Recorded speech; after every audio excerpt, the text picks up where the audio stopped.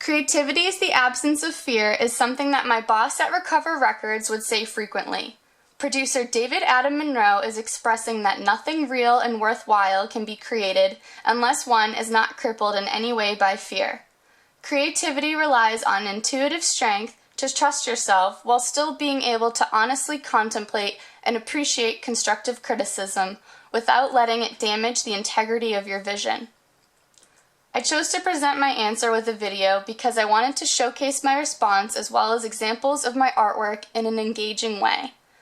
What makes me creative is my strong connection to my intuition, which propels me to make innovative connections in both a business as well as a fine arts environment. Fall semester of 2011, I began to wrestle with and reflect on an aphorism by Friedrich Nietzsche.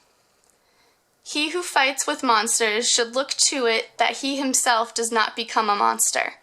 And when you gaze long into the abyss also gazes into you. To me, the abyss can be a myriad of things in one's life, from gazing head-on into a situation to honestly reflecting on your true self, and is something that has manifested in my artwork. The image entitled "Don't Become the Monster" is a combination of oil paintings and collage. The flower in this self-portrait is meant to represent the person one chooses to become in the face of outside forces such as friends, the media, tragedy, etc. It is not meant to criticize the outside forces, but to recognize that they are inescapable, that no person can exist in a state of innocence. Our lives are filled with context. How we choose to navigate and incorporate ideologies, criticisms, and wisdom that don't come from within shapes our identities.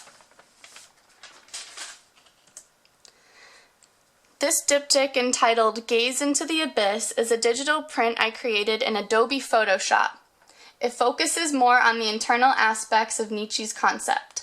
Like in my other piece, I included flower imagery in this work to reference self-growth. I heavily manipulated the landscape, and in creating my own reality, I have overcome the monsters. This print illustrates the positive implications of recognizing your true self and the battle to sustain it.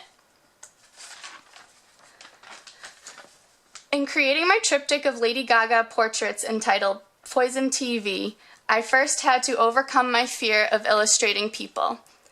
The image on the far right was the first time I had ever painted a person. My color palette technique and image choices work to comment on pop culture and American society.